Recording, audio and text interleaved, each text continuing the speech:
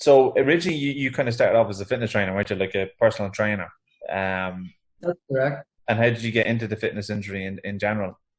What made you want to do it? Um, well, I'm kind of still doing. I love personal training. A lot of people who've been in the industry a long time would like to tell you how much it does their head in, listening to people complain and moan, but that's a part of it. So I'm still, I'm, s- suppose I am. I'm still in that industry now. Rewind it back. I first set out to be a PE teacher, physical education, and so I went to Stranmillis University here in Belfast. Don't know how familiar you are with Belfast, and part of that was we got a free invite to become a fitness instructor. A couple of Mhm. weekends. My mum said at the time, "Yeah, do it." You know, those Belfast ones. If you're getting it for free, take it twice. So yeah, went along, enjoyed it, and it was about 15 years ago. Yeah, So haven't yeah. looked back. So yeah, I've always, as long as I can remember, I've been involved. Mhm. From then, um, yeah, so that's how it was just by chance. Wanted to become a PE teacher, realised there were no jobs. I would have had to move to England, and it kind of like worked itself out. Mhm. And what made you? Because obviously, personal trainers in general, like I suppose they would give diets and things like that, but they would avoid in nutrition, but not many would pursue their masters in performance nutrition. You know, what made you want to Yeah, kind of but delve further into it? yeah, I try not to pick holes in what people are trying to do. If a personal trainer means well, they are Mhm. not misleading, and ultimately they are doing no harm. That's what we're always taught when it comes to like Yeah, human biochemistry, biology. Whenever you're dealing with an athlete or a member of the public, number one rule is do no harm. So providing that the pseudoscience isn't too crazy and the person is getting benefit out of it, then work away.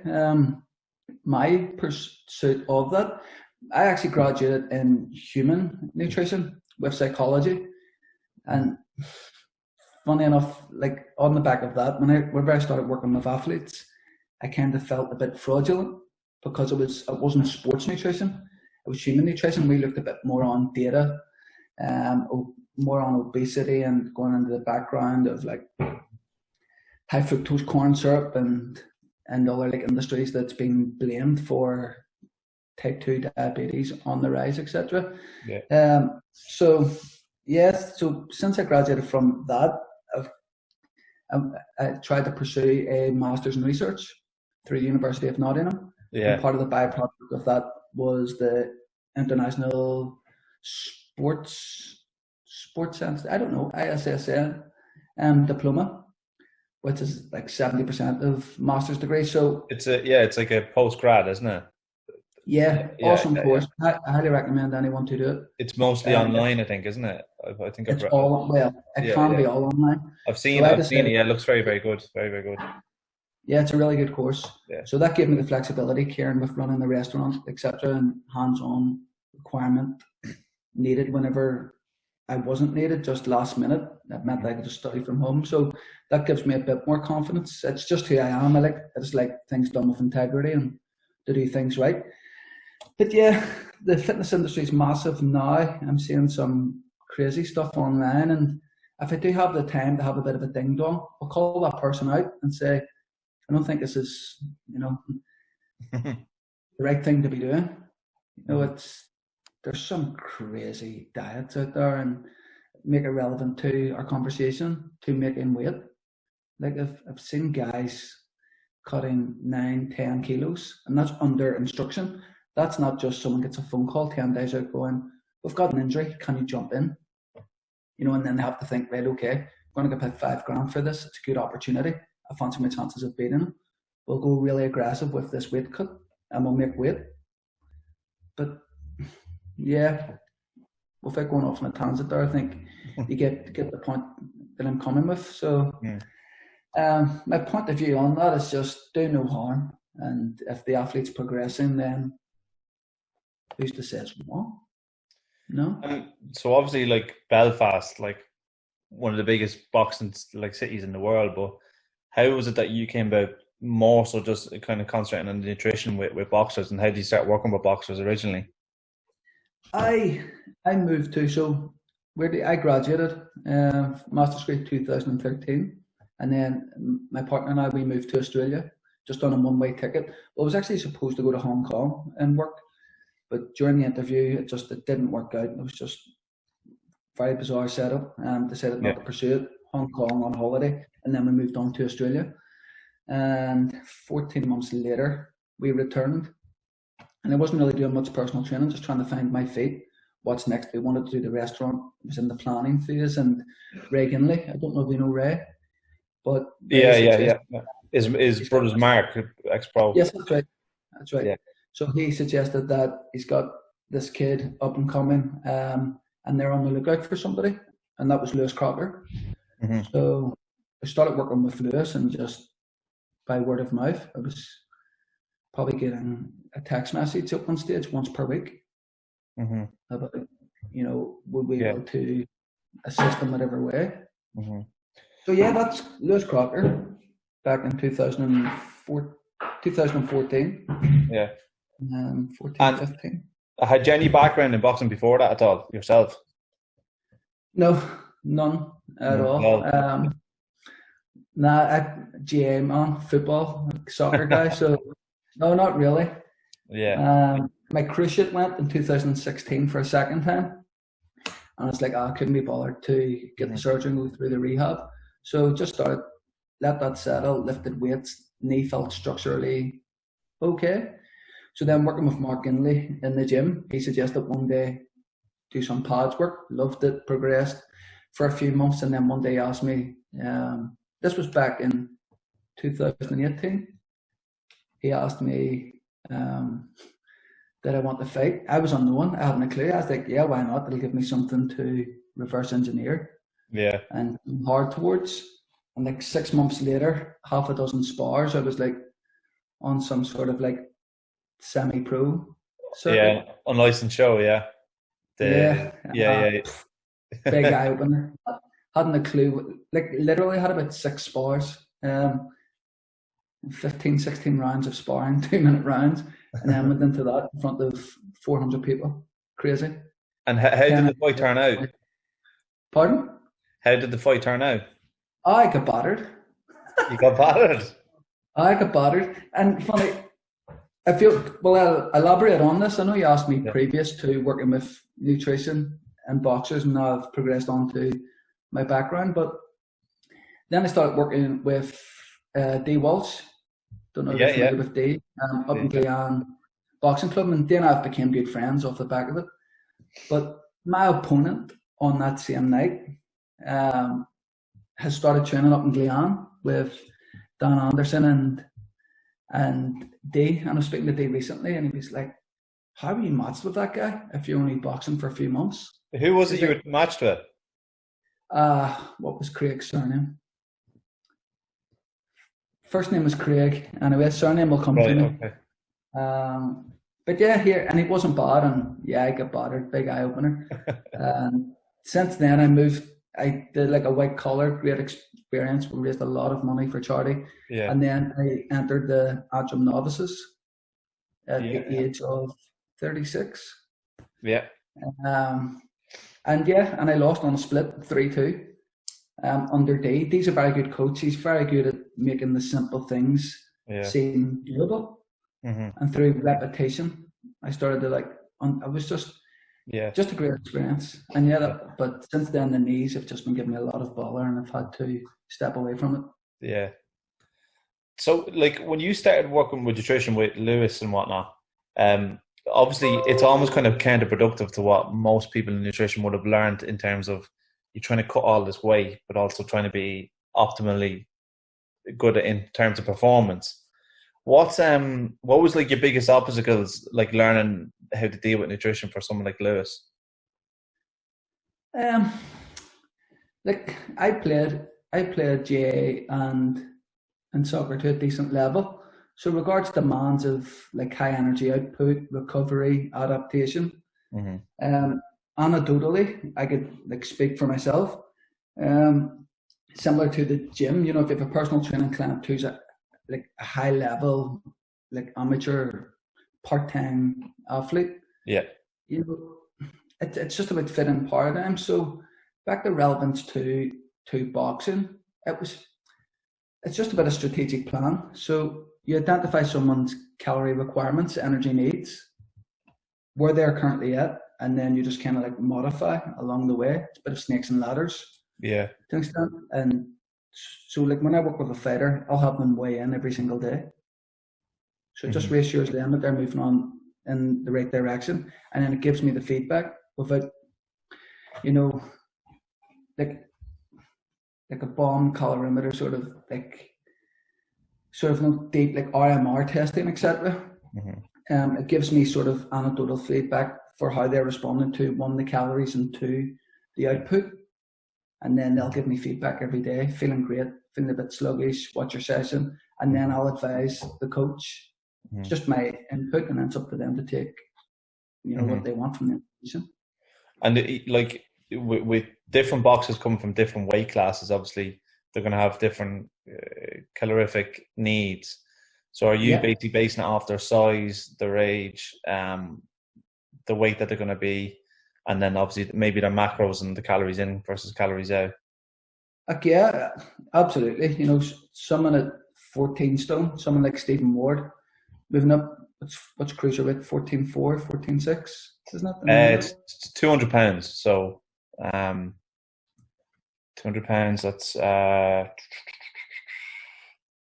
let me just get me converter here now because I always know the So, pounds. I always know the pounds, sorry, mate. but uh, uh, 200. So it's 90 kilos, 90.7 kilograms. So what's that in stone? That's 14 stone, 14.28 stone. So Yeah, so 14.4 then. yeah, So yeah, Stephen's moving up from 12 stone 7 up to 14.4.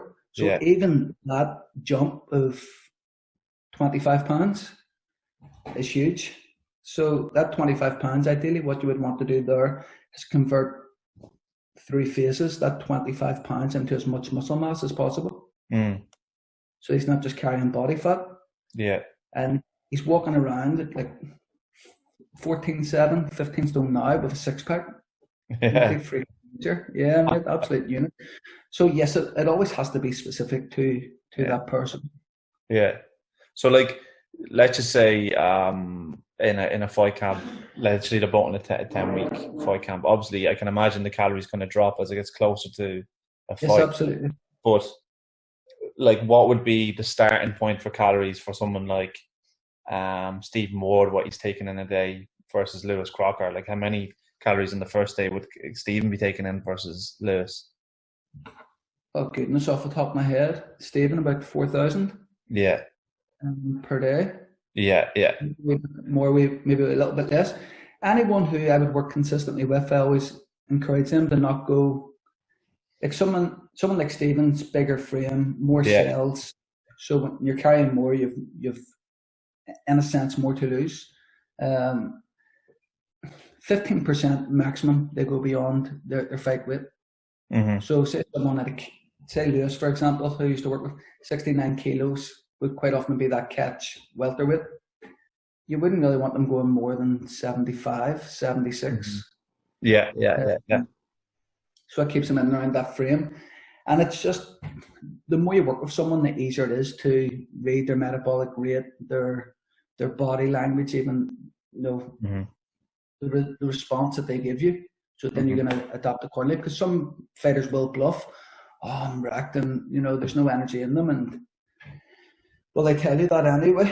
Hmm. And then there's others who just are tunnel visioned and just keep the head down. And they give you Hmm. very little in reply. So I don't know. I would need to like look at a lot of things to answer that off the top of my head.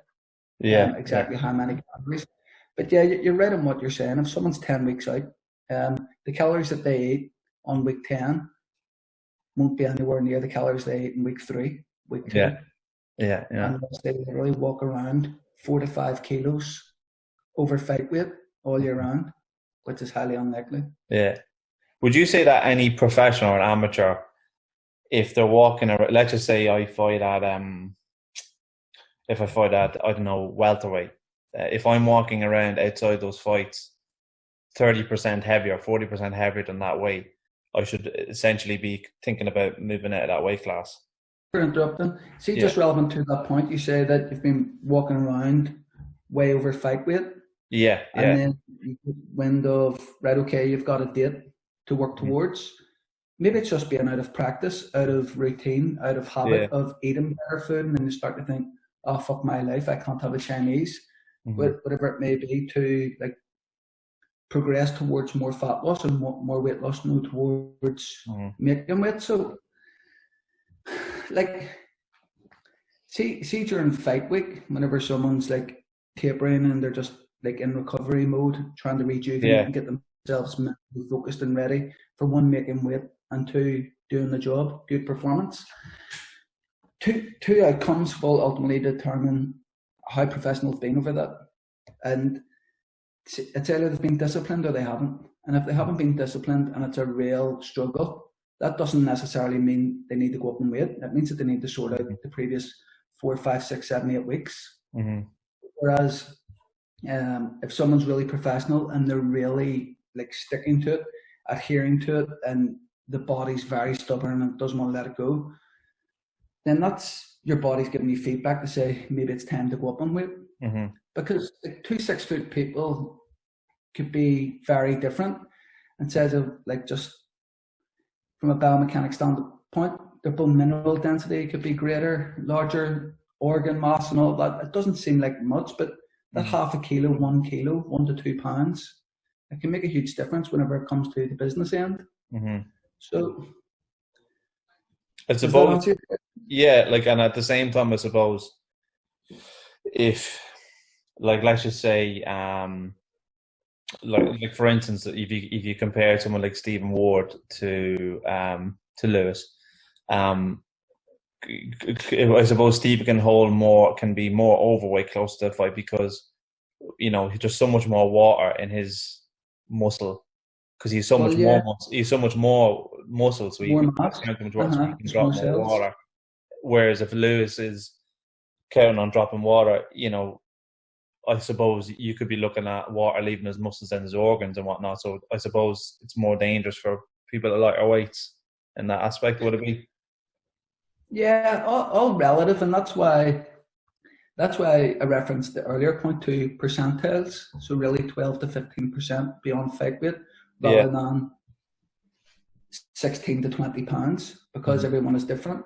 And anyone who I work with at the start, once I get like a rough reading on like their metabolic output, so they're training against their calories, if it's moving in, you know, the right direction, then I'm happy enough. Hmm. Whereas if I sense a bit of stubbornness towards the start, I'll probably go hardball for a few weeks because I've no feedback to know how, like you said, if I was working with yourself, the first 4 weeks are very stubborn. And then the 3 weeks after it just, so if I had data looking at your like previous approaches, Kieran, then I'd Yeah. be able to have confidence that last 4 camps, there's a bit of a stick. Paddy Gall is someone who I was always told that like his team told me that it's very stubborn and then it just happens. But I actually didn't find that's why I went into giving that feedback. I went in conscious of that, thinking, right, okay, if there's a bit of stubbornness at the start, we know it's going to shift. But it actually wasn't the case. So mentally, you could like build up a story thinking, oh yeah, but my body's stubborn. And the wife says, Hmm. here, will we get a Chinese? I'm at the same weight this stage last fight. Yeah, okay, get the Chinese because my body's stubborn. And it's like, no, if you just stick to it'll bring you in and it'll make fight week a lot easier to make weight. Hmm. Yeah, yeah, yeah. I understand. Yeah.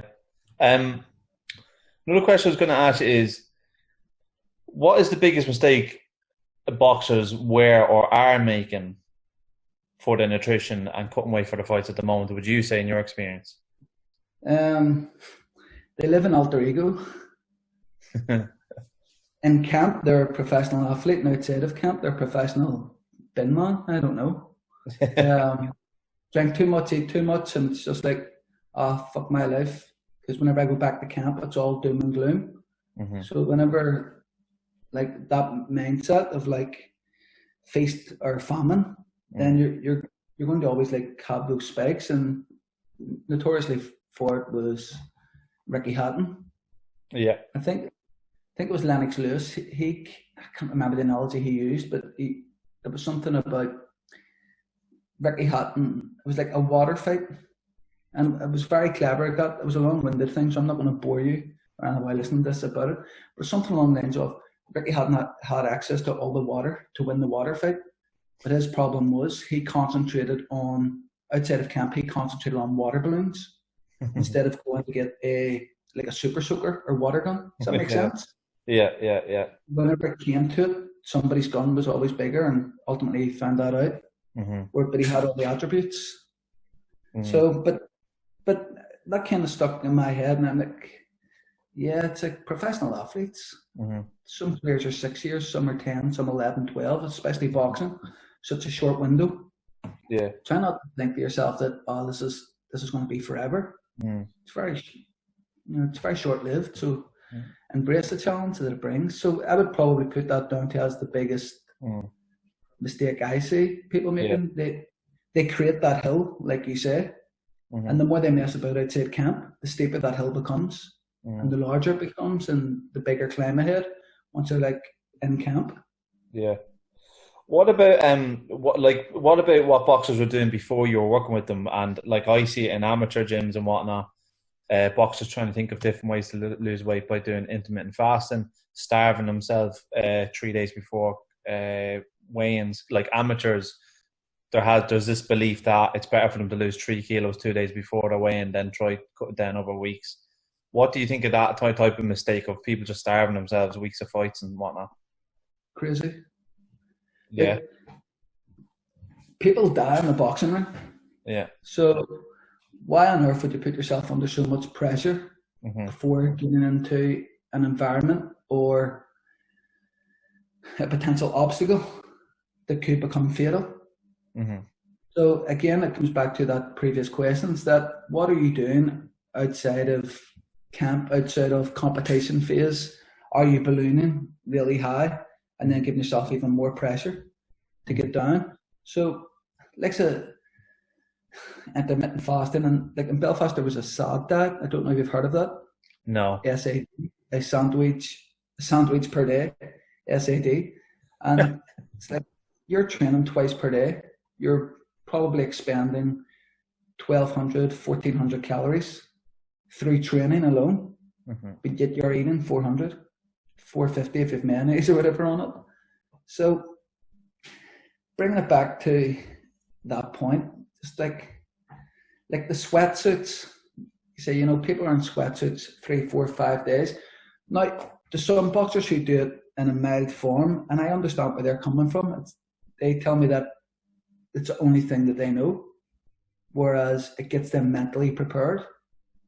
So if someone's going out and they're 15 or 16 and 0, and they enjoy the discipline and the challenge of skipping for 30 minutes in a sweatsuit and being able to do that for the gram, all the sweat coming out of their t-shirt, then who am I to say that, no, don't be doing that? Mm-hmm. Is it advisable? Highly unlikely. I don't think I've ever said to someone to wear a sweatsuit. There's no difference in putting your body under pressure in a sweatsuit and training and then get into a sauna for 15 minutes afterwards. It's both are just going to deplete fluid levels, which makes your scale weight lighter. But when you have a litre of water, if you're really diminished, if you have a litre of water in the 60 minutes afterwards, your cells just absorb it. Your organs reuse that water. There's this belief or myth, I don't know what it is, amongst boxers, especially in amateurs. If I wear lots of layers when I train or I wear a sweatsuit, it's not only will I lose weight, like I know obviously most of it is water weight, but there's this belief in their mind that I'll burn more calories if I'm wearing more layers. What do you think of that? I think of the system in a toilet. When you lift the lid off the top of a toilet, and there's water in it, and then the bobble will always come up to a certain level. Yeah. and then stay there and then get it ready to flush again. The Yeah. human body works like that in a way where it always wants to find balance, homeostasis. So you're asking your body to fight a little bit harder to reach balance Yeah. by increasing the thermic effect, making your body a little bit warmer by wearing Mhm. more layers, which makes it difficult to, get rid of sweat. It's exactly so. No, I would suggest to some if they want to increase sweat rate a little bit more, train for 10 minutes longer, 12 minutes longer, Yeah. whatever I don't know it takes to make it equivocal. But Yeah. no, especially whenever it gets closer to making weight, why would you put yourself under more pressure when your body's already been bruised and battered through spars, tough conditioning sessions, pad work, bag work, you know, like, especially, I know it was relevant to amateurs, but pros would box or train 10 times per week, 9 times. I've seen someone schedule 12 times per week, Monday to Saturday, twice per day, Sunday off. Mhm. So I don't know, Kieran. It's a difficult one. Yeah. If you're a boxer and you're quite successful and you're doing well, and you want to put on 4 jumpers because it gets you mentally ready, who am I to say don't be doing that? Mhm. If you ask me from a physiological point of view, I wouldn't recommend it. No. Mm. Um, for people that wouldn't have any, like for boxers, the pro boxers who don't have any nutritionist involved or advice, or an amateur boxer, what would you say is the most important aspect of their nutrition for, let's say, fight week or 2 weeks run up to the fight? Should they be having 3 square meals? Should they be having small meals spaced out? Like what typically, what's the Um, best advice you could give them? Like,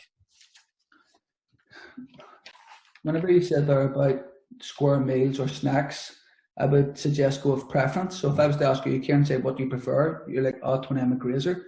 I would suggest, okay, we're going to have 5 snacks. hmm We've worked out your calorie requirements about 1900, 2000 at this stage. So yeah, we're going to have 3 500 calorie meals approximately, and then one at 200 and another 200. I think that's 1900 or whatever I said. So yeah, I would make it specific to the athlete. Um, what's the most important part in general? Energy balance, maybe. Eating, like I say. So if this is like level, the guys will eat this outside of camp or 6 weeks out from a fight. And it's yeah, like, oh yeah, I'm fighting soon. So then I get down to this. Whereas like the rate of fat loss goes like this and they go like this, way off the Richter. So it's about getting your energy balance right. And see if a boxer is serious about the sport. There are so many platforms, resources online, on YouTube, literally telling you piece by piece how to understand calories, how to understand energy balance. There are loads of competent people out there trying to sell their business and they're giving away a lot of information for free. hmm So it's just about like just taking your situation by the balls hmm and you know somewhat being mature about it. yeah, And if you are really disciplined and you're really struggling to make weight, that is your body telling you move up in weight. hmm There's too yeah. much resistance. hmm Um, what's the biggest mistake would you say boxers make with the nutrition after weigh-ins? So they have this whole thing of boxers after they weigh in, they'll carb up, especially in amateurs, they'll have a load of pasta, etc., etc. Yeah. So you get other ones that are eating pizza, loads of chocolate. What's your advice to those boxers? So talk about the variety there, and then you mentioned the pizza. Say, for example, let's use McConman. We'll hmm use McConman for example. What's Mick now? 12 and 0, 13 and 0. So if Mick was to say, "Oh, here, this is what my, you know, post weigh-in meal looks like," say it's an Indian, his favorite Indian food, and I was to ask him, "How do you feel during the fights? How do you feel about your last fight? How do you feel during the toughest spar?" And I'm clearing all this information. I'm feeling great, feeling good, and this is what you normally have before your fights. Mick, yeah, same Indian every time. Who am I to say change your approach? hmm It's working for him. Yeah. When I mentioned earlier that it's like our job as like a practitioner our number one rule is do no harm. Yeah. So why would I input? Why would I try and change a winning formula? Yeah. Because for all I know, Mick 10 days previous in his hardest training session in camp Yeah. could have been getting through the last 10 minutes thinking of that Indian. Yeah. A bit messed up way to think about things, but it's human behavior. It's what may happen. So what I personally do whenever someone trusts me and we've worked together and then they tell me I've never made weight so easy, then it's easier to get them on my side the next time. Like Nando's is it's a very popular post-weigh-in meal. It sits right beside that hotel where MTK fighters weigh in, and it's always where they are straight after the fight, or after the weigh-in. And I try not to argue, but if someone says to me that, here, Tony, see those meals, I had the Nando's and it's like 4 hours later and it's like, I can't really have that meal. And then I ask a question, why? And they say, my stomach's in knots, I feel like shit. And in my head I'm thinking, that's a Nando's, and that's the cheap shit oil that they've used to cook the food. But I'll not say that, because then if I say that, they'll start to doubt themselves and flip, why have I eaten it? I'm going to be sluggish, this will slow me down, I feel grim. So when we enter the next camp, then I'll say, here, remember that Nando's thing? Here's my opinion. Here's what I think. It's up to yourself. I'm making you more informed. You can make the next decision. Yeah. I like to work with liquidated meals. So whenever I'm working with someone, I'm down at the way and I always make sure that they have, a high carb, high electrolyte, ready made, like shake. So they'll sip on that, because whenever it's liquidated and it's broken down, it gets into the cells quicker, because your stomach doesn't need to emulsify the food. Does that make sense? Yeah. No, I see plenty of those shakes at the weigh-ins. What would yours consist of? Like, because I know George Lockhart, who works with Conor McGregor and whatnot, is big, and Greg Marriott, who works with Cal Brook and whatnot. He's another one for. What would your shakes usually consist of if you were giving it to a fighter? Whatever they like. If they like strawberries, blueberries, raspberries, if they have dextrose at home and they're used to taking that in between double training sessions and days, then we'll add that. We'll get as much replenishment in there as possible. Because, say, let's use Paddy Gall, for example. If what's championship with 66.7, so he's completely carb depleted, no gut residue, make weight. I'll be encouraging, say, somewhere around 7-8 times. So say 8 grams per kilogram of body weight of carbs over the next 36 hours. To saturate the cells as much as possible, so that whenever it comes to turning over energy, there's readily available energy there. Yeah. But then, if you look at Kovalev, I shared it before. Kovalev's notorious for having like a 2,400, 2,500. It's like an Ulster fry on steroids. I don't know if you've ever seen it. No, I haven't seen it, no. 6 bacon, 6 sausage, 10 pieces of bread, beans, mushrooms, fried eggs, hash browns. It's just ridiculous. Massive plate. And up until 18 months, 2 years ago, he was knocking everybody dead. So and it was only the likes of Andre Ward and that, like the best of the best, that he came on unstuck against. So as a mistake, I don't know. You could blame a meal for a loss, but if they are knocking people out, then keep doing it. So I don't know.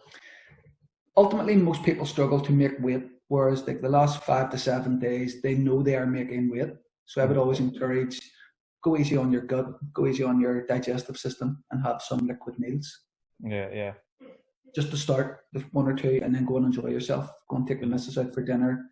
Just make it high carb, pasta, rice, potatoes, bread, whatever. Yeah.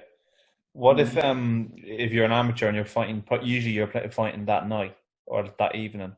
If you weigh in that morning, it's very difficult. It's like I experienced that. So when I boxed in that semi-final, the Antrim novices, I weighed in Sunday morning. So I boxed at middleweight. So I weighed in just under 75 kilos. And then I was conscious that my bout was on the Tuesday night. And if I won, I was beaten on a split decision. And a lot of people told me they thought I should have won it, which was nice. I would have been boxing on Thursday. And I did like a small like gut residue, carb depleted strategy like that. So I don't know is the answer to it. You just, most amateur boxing at youth levels, 3-2s, and then as we go up in the levels in the age group, 3-3s. So it's your warm up and then 9 minutes of work. So you don't need that much energy. Like if you go and do 3-minute sprints on the treadmill, and you were monitoring your heart rate, what will you expend? About 200 calories, if even? 160, 170? If even that, yeah. Yeah, so if you think of it like that, how much you need, the more professional you are, the irony we're talking about amateur boxing, but the more professional and more dedicated you are to the sport, and the easier you make weight, will make your next meal more on your terms. You can have a little bit more because you haven't like murdered yourself through sweatsuits and excessive sweating to drop weight, to like fight in the bout, and then that means whenever you have food, you get rebound 2-3 kilos, and you're like, shit, I have to do this again. And fighting in 24 hours. No, if it's a competition. Yeah. So, if it's a one-off amateur bout and they weigh in that day for a bout that evening, liquid meals. Think about it. You want as much nutrition and food going into your cells as quickly as possible to help with digestion and get you ready. So liquid meals are like a speedboat across the water, whereas something really heavy with lots of fiber, say like a really dense wholemeal bread, whatever it may be, that's more like a ferry. So even though there might be more calories in that meal, it's slower, the absorption rate. You want speedboats because it's such a fast turnaround. Yeah. So ultimately, especially straight after weighing, you want liquid, kind of a liquid meal. So like protein with carbs, and all your branched chain amino acids.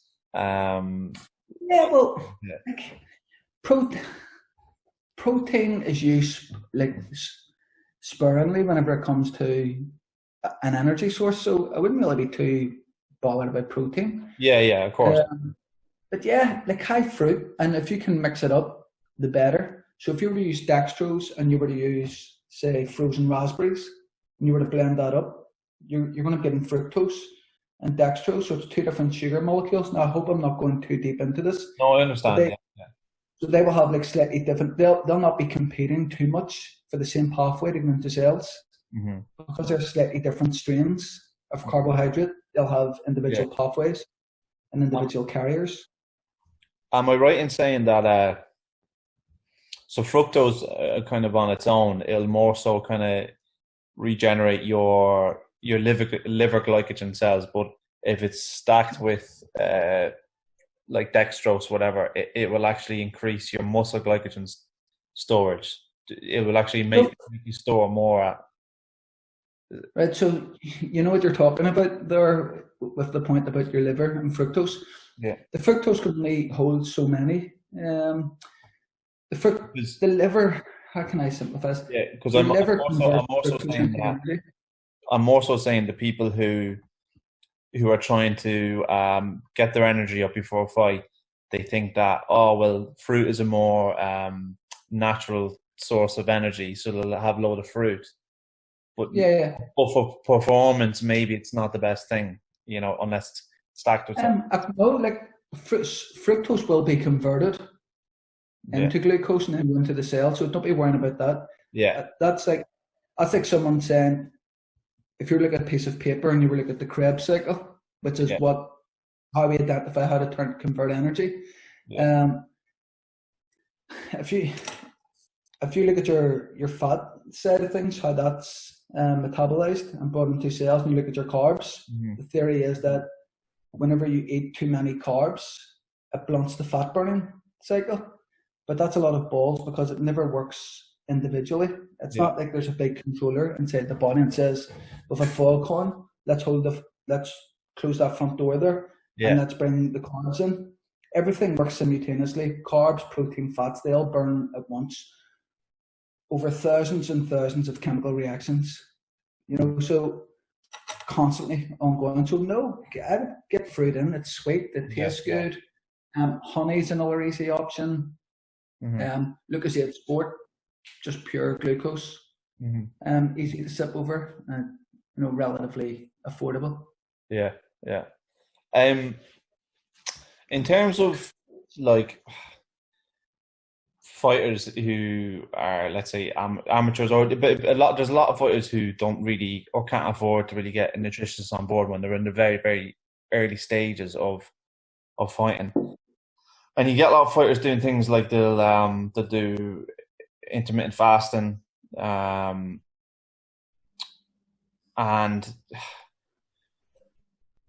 like, is there a plan, like a generic like food meal plan that they can follow or anything like that? And what do you think of them doing those things like intermittent fasting and whatnot? For a boxer, fasting? Yeah. Like a lot of them will do intermittent fasting, etc., to try to drop weight quickly. There's one of my lecturers, a guy called James Morton, and he worked with boxers before he got involved with Team Sky, and he is made it popular to eat low, train low. So are you familiar with that theory? So the idea is so if you only eat 400 calories, you should only be training at a very, very low intensity. Is that what you mean? It's more relevant to carbohydrates. So if you were to train, burn off like glycogen, stored carbohydrates on Monday evening, have a very low carbohydrate meal, be avocado, chicken, almonds, whatever, seeds. Yeah. And then the idea of that is you wake up the following morning and you train low.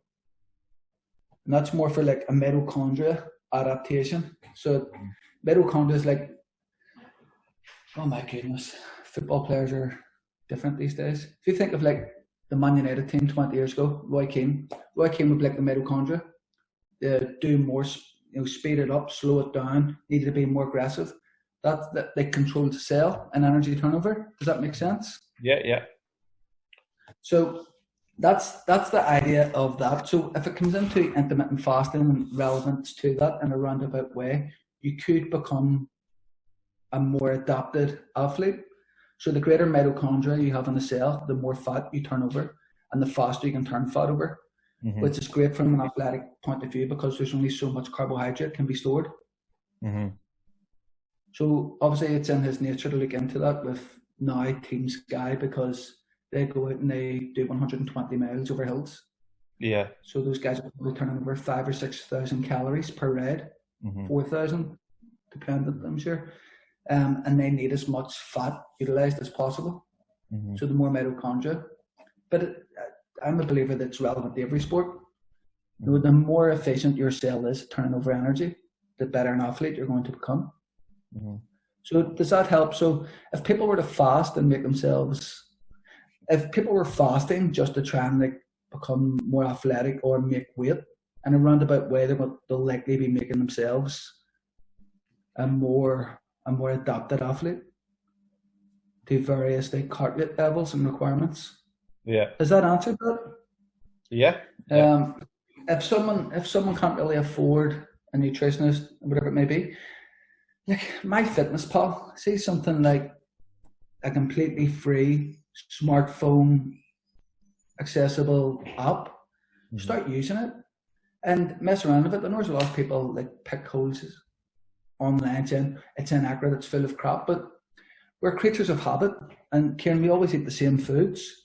So if we continue to eat those same foods, we'll be able to adapt MyFitnessPal accordingly. So if we aren't losing weight, but we're eating 2,000 calories, stick to that 2,000 calories, but eat 10% less.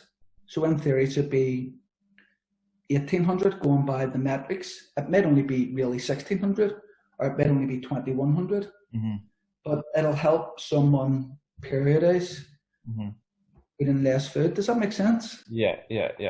Because there's up to a 40% variance anyway, of how food is farmed, where it's picked from, the climate, the culture, how you cook it. Mm-hmm. You might record a meal, but yet you feel full up 90% into it, so you leave the 10%, but yet you've tracked 100% of it. So you're not actually eating all of the meal. Or you do eat all of the meal, and your friend beside you leaves 10% of his, and you eat his leftovers. Mm-hmm. So you're actually eating slightly more. So there's a lot of variance that comes around diet planning and tracking, and am I eating enough food? And then it comes to energy expenditure. When you think about your heart rate monitor, it may say you just burnt 900 calories. The reality could be inside you can only be 650. Mm-hmm. But so it's just about consistency of using the same heart rate monitors, eating similar foods in a roundabout way, and you'll identify the best way to move forward. Mm-hmm. Yeah. There's plenty of, I know I'm a bit hard on people at times saying that, look, there's Google. Google exists. Go and work it out, what you need to do. Mm-hmm. The answers are there. And there's nothing I love more than when an athlete starts talking to me about like cellular adaptation. Oh, and I read this and I saw that. Stephen Ward's a great example of that. Stephen Ward sometimes questions what I've said because of something he's read or he's researched himself. And that's just a dream client. Yeah. And then there's others who don't like respond to a text message for 4 days. And you're like, mate, what's happening? They're like, oh, I was sleeping, mate, sorry. Like, you're a fucking idiot. So I don't know. The older I get, Kieran, the more I'm just like, let's take this by the balls, and the more you give me, the more I'll give you back. Yeah. Because boxing, I don't know what it's like down in Dublin, but you will never get a posh boxer. Boxing comes from lower class, working class areas. I'm from the New Lodge myself, in North Belfast, and it's a shithole. And it just is what it is. I love the people there. I have relatives there. My mum still lives there. But it's just, sometimes it's just that mentality of, I don't know what to do, or I can't do that. It's like, no, you can. You just need to start researching, start looking into it, Google it. There's boxing templates, or if you discover you need 2,400 calories, if you Google high carb 2,400 calorie diet, you will get a template. There will be something online. So I don't. It's a bit of an indifferent answer. Yeah, I know. But just carbohydrates. Boxers should just eat carbohydrates. Don't listen to the high fat sort of. You're turning over energy so fast. Like, there's sometimes I've went back to the corner, and I can feel my heart coming out of. I always remember a funny story when we were doing like round robin of sparring. I'm sparring Kevin Hines.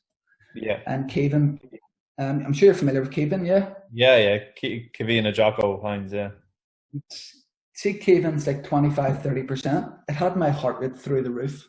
It was so fast, explosive, energetic. And I looked at my stats that night, because I love measurement, because you can't progress unless you've got measurements. You need data to reconcile against. My heart rate spiked up to like 191. It's just 36. I'd give an old man a heart attack. That. So I don't even know why I went into that point of view. Yeah. But just a monitor. Let's just say I'm a teenager and I'm looking at so for instance I'm trying to think of an example. So if let's say I'm walking around at 72 kilo and I'm looking to get to 65, 64, I'm 2-3 weeks out. If I'm using my fitness pal, like what calorie range are you thinking that they should be looking at? Like, how would they measure that? If they're 72 kilo and they're looking to get to 65, let's just say. I think, there's many different equations to use and how to, like, if you're using pen and paper and you put in your height, your weight, your age, how many calories, and I think they used Horace Benedict, which is like as good as you'll get, Yeah. the equation. So enter the stats truthfully and be consistent. Yeah. Some people will naturally be more stubborn to fat loss for a number of reasons. Their previous history, did they play multiple sports? Are they used to playing GAA and soccer and cross country as well as football as an amateur and a teenager? Mm-hmm. So they could be much more adaptive to turning over energy quicker, losing weight quicker, or just a body type. Are they endomorphic? Are they ectomorphic? Are they mesomorphic? Everyone is different. So stick with MyFitnessPal, and if you don't see a change after a week or two, slightly reduce it, or slightly reduce calories, or slightly up your training. Right. Okay. A little bit more volume in your conditioning sessions, or do an extra session. Yeah. No, I understand that. It's a very complex question to try and answer in a couple of minutes. But something as simple as that, like if I'm monitoring my calories on MyFitnessPal every day, and I'm just writing down a record of my weight, and then each week I'm changing the amount of weight to go, right, this week I'm going to take away 200 calories a day, and I'm seeing a drop. At least I'm recording that, and I'm seeing that over time. Even if I'm not getting advised, at least that's some sort of a benchmark, you know. If I cut this much out, what's going to happen, or you know. So at least that is insightful to young amateurs to that, and they realize what they're eating as well. That they're scanning something, or they're putting in their MyFitnessPal. They're like, oh my god, like I can't believe what's in that. Do you know what I mean? Like I don't know, there's 90 grams here of fat and protein, but absolutely there's only 20 grams of carbohydrate or whatever. You know what I mean? So at least that in itself will educate them. You know, it's education, exactly, and it's about like. See, it's just about being like exploring stuff and just like finding out what works for you. Like I always find there's a correlation between boxers who are excelling and their lifestyle and what they're doing behind the scenes themselves, and other boxers who are 7-0, 8-0, and then they pick up a loss. Yeah. But in my head, I'm thinking, well, you were out drinking there 3 weeks ago. You know, I'm not surprised. So, like, we're over for Big Stephen's fight in December, and I got speaking to Carl Frampton there, and he was telling me about different people he follows on Instagram to learn different, like, rehab protocols, prehab protocols. And I was shocked that he was able to tell me about externally rotating the shoulder to try and, like, stabilize the posterior fibers just so he can control it. Now, maybe a physio rammed it into him, or an S&C coach, and now he understands it, now he knows what to look for. Yeah. But a man who has achieved so much, you know, he's still able to, like, have that mentality of trying to get better, trying to improve. What do I need to know? So, yeah, success leaves clues. And if there are any kids, up-and-coming amateurs, listen or watch this, I'm not sure how you're putting this out. Just be relentless in your pursuit to get better. Yeah. So in terms of training for boxers, like, does boxers do lots of different things? Obviously, everyone has their own way of doing things, etc. But one thing that you see boxers doing, some doing now, is they're wearing elevation masks or altitude masks. Now, obviously, the research shows that they don't replicate altitude. You know, altitude training, you know, you're going high up in, I don't know, Big Bear, the Alps, your body's position more red blood cells, but the masks don't actually replicate it. What do you think of them in general, like boxers training with them? Because there's still even pros with MTK that I see in videos wearing them, you know? Nah. It's so true. So if you bring it back, Kieran, to the point, when you train, why would an athlete train? To get fitter and improve their performance for later on. Performance, okay. So, like, anyone can get fitter. So if we bring it to relevance to sports performance, if you're restricting your breathing, you're instantly restricting your progressive sort of, like, potential, or your adaptation potential. So that's exactly what it does. Like you've already mentioned, it's like osmotic. Um, it happens through osmosis. So whenever you're up in the hills, there's just less oxygen in the air, which means you have to work harder to get the same amount of oxygen of what you would at sea level. Mhm. So by putting an altitude mask over your mouth, it's just you're just restricting your breathing. Yeah. So waste of money, waste of time, and don't do it. And like I say, if you're trying to adapt cells on a low level, increase the volume, the duration of it. And if you're trying to adapt your cells at a high level, work harder. During that given, forget about oxygen masks, waste of money. Looks like a gimp mask. One thing that like some boxers, I suppose it's preference really, isn't it, to what they want to do in terms of what helps them. So like running and sprinting, etc., etc. Like for some people, I'd say, well, running's kind of outdated. You look at it, you look at people going for 10-mile jogs. It's what relevance does it have the boxing ring? But then there's others who still do it now to this day and still enjoy it, like people who are world champions and that. And do you think it's more down to preference, or what's your opinion on it? Like any form of training will make you a fitter athlete. Yeah. If you're getting older, it may not be the best thing for your joints. But at the same time, road running is a bit more old school. So the likelihood older athletes are still doing it. It could be part of their preparation. You know, it's like a form of meditation for some where they just zone out. It's a task at hand. Road runs at high altitude. Well, you know, you like you mentioned there, over in California, you see like Golovkin and stuff going and road runs up a mountain where oxygen levels, the density is more depleted, which makes him function better as an athlete. Because we talked earlier about kind of training low through starving the body of carbohydrates. So the mitochondria, you're making that adapt. Well, something similar happens to like training at altitude, where you make it more efficient to turn over energy without this required oxygen. Because whenever you go at real high intensity, that's what happens. It's like you're gasping for your breath. Yeah. So it's helping your body function more efficiently. So road running has its place. If your knees are sore, don't road run. Yeah, definitely.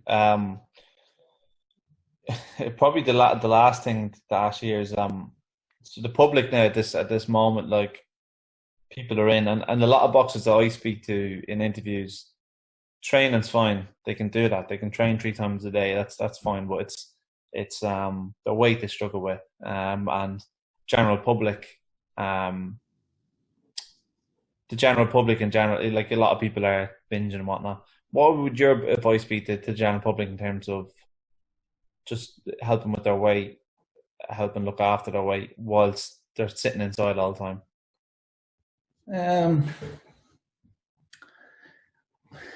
That's a very complex question, like, because everyone is so different. Like at the moment I have a stressor of a business. How can I keep it open? How can I pay staff? Will we be able to survive this? Yeah.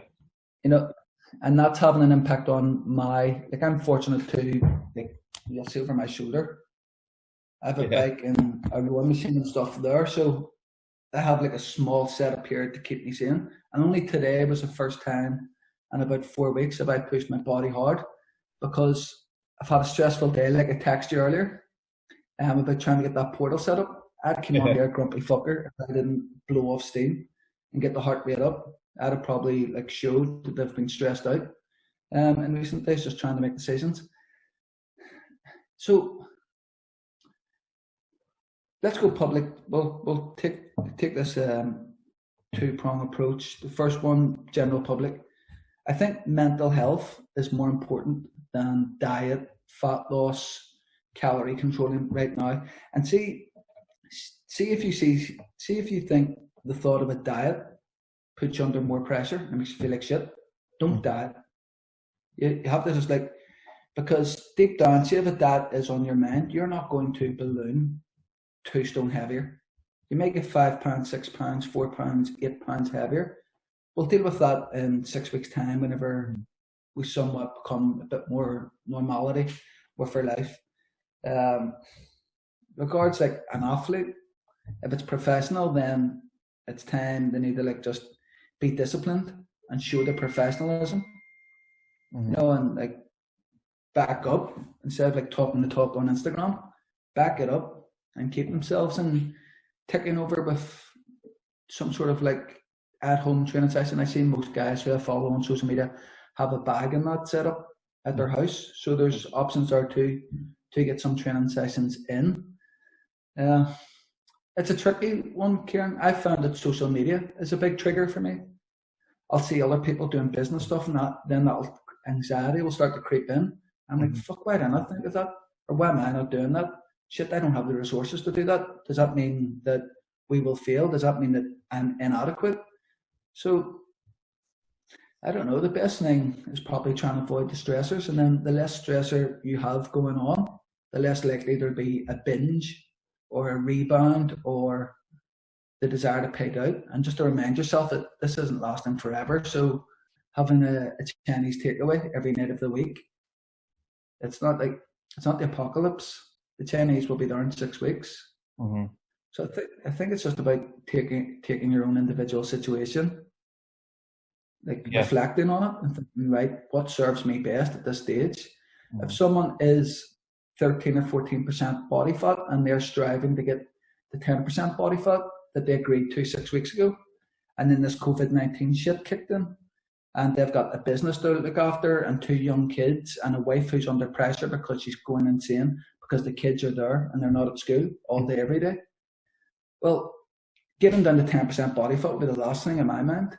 We look after the family, make sure your loved ones around you, everybody's good, work on strategies for your business. So I'm sorry if I didn't give you like a diet protocol or particular macronutrient split to follow. But I think get your head right, because these are like very bizarre times. And if your head's good and you're feeling good, then there's like loads of influence online and loads of like inspiration there, workouts to follow, suggestions, things that you could be doing with your time. So I don't know, if your head's good, then walk away, try intermittent fasting, fast 1 day of the week, eat 6, like fast through. When I was in Australia, it's interesting to speak about fasting, so I became a bit obsessed about the studying of autophagy and how cells like fix themselves whenever digestive system's not under pressure, because they're in a certain like central nervous system mode. And I remember one time I did a 72-hour fast, like 3 full days, and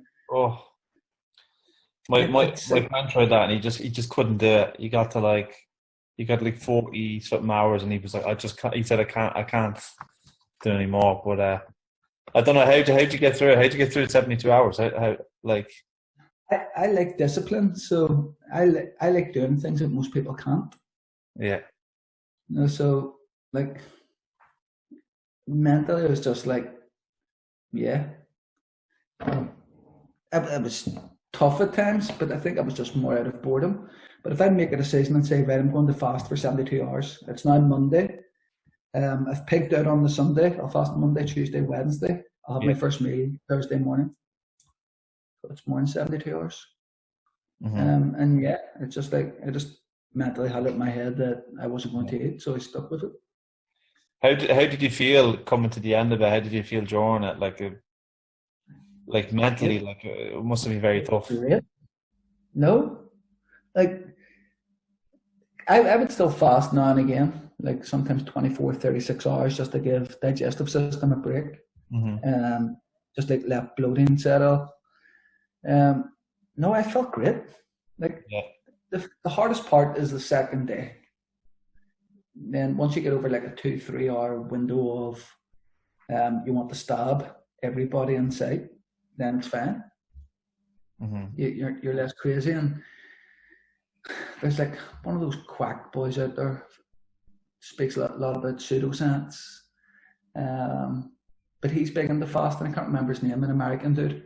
And he fasted for 21 days and then went in and deadlifted 500 pounds. So 220, 200 and whatever that is, 240 kilos. More maybe. I don't know. Yeah. So I don't know. Yeah. Each their own, but I can't imagine you trained too much over those 3 days at all. no, I didn't do anything. I just walked. Yeah. No, because it's down to that energy balance that we've spoken about a lot. Yeah. Is that if there's no energy coming in, you'd be very foolish and naive to think that there's energy there to go out. Yeah, yeah. And there's a very low intensity, and I've got like 30% body fat, whereas my body will probably thank me for it. Mm-hmm. Yeah, yeah. Taking the break. Well, I think that's really it, Tony. Really appreciate your time. It's been very informative. No, mate, this is great. A bit of human interaction. I even took aftershave and stuff on. Yeah, well, great. I just had a run and came in after a shower and everything, like feeling fresh, So, yeah, awesome.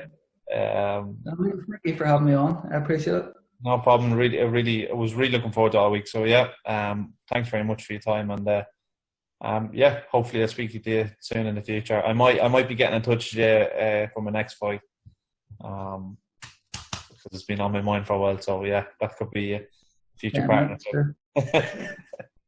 If you need a hand, you know where I am. Sure, if I can help you out, give me a shout. Yeah, no problem. Right.